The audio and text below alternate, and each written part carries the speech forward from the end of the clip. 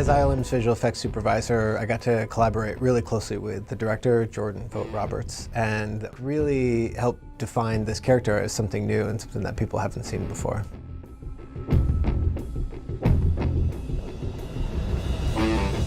Kong is the last of his kind on the island.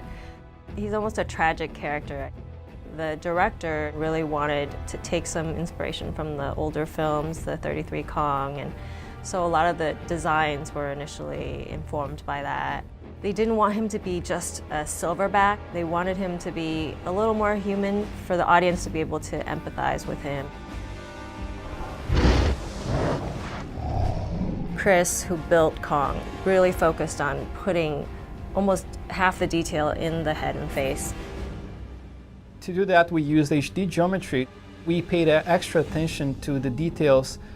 So we had this awesome opportunity to visit the local zoo, and we took a lot of microphotography so we could have access to all the fine detail face. We got all this amazing reference, and that was definitely used for our creature.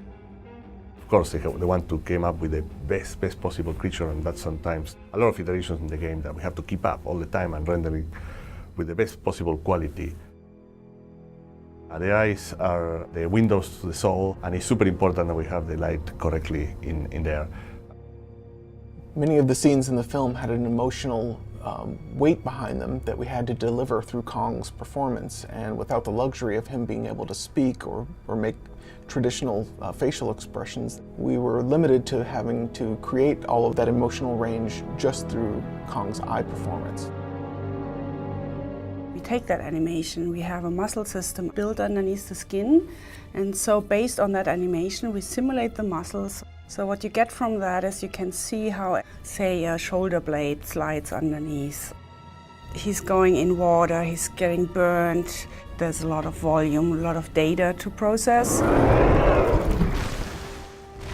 We're basically adding the dynamic side for the skin. And that then drives the hair, which is simmed separately. Kong was definitely a big challenge because we're talking about over 17 million hairs, so it was very important that we optimize the shots as much as possible.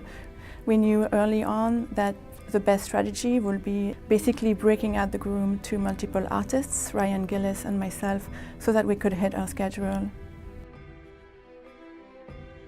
The director didn't want a typical gorilla Groom, so we knew that our fur will never be clean. It required an insane amount of details. We ended up incorporating a lot of clumping. We also add very large matted sections into our Groom. We knew that we needed to dirty it up, so we added leaves, we added twigs, we added mud, and secondary Grooms incorporated the injuries that were sustained by Kong throughout the film. There's a lot of damage that was added to add character to him. You know, it's like there are scars everywhere. If you look at the fine detail in the hands and feet, you're gonna notice like tiny little details and little scratches and things like that, because we have to see this character from all angles. So when Kong takes all this damage through the course of the film, the only way he could emote was really through facial expression.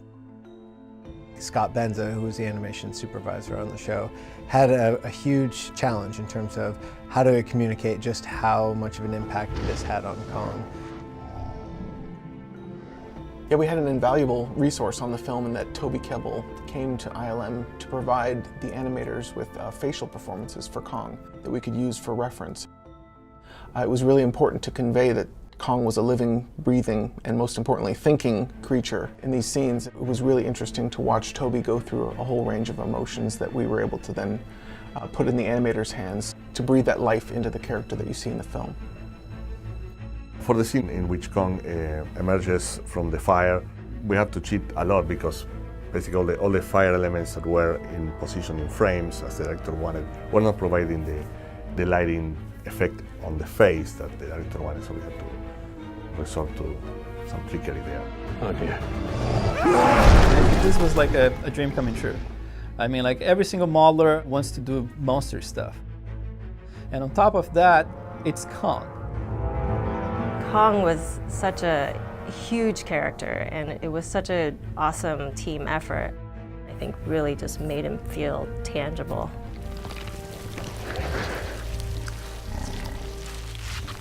It was a huge show and everybody made an incredible contribution to the final product.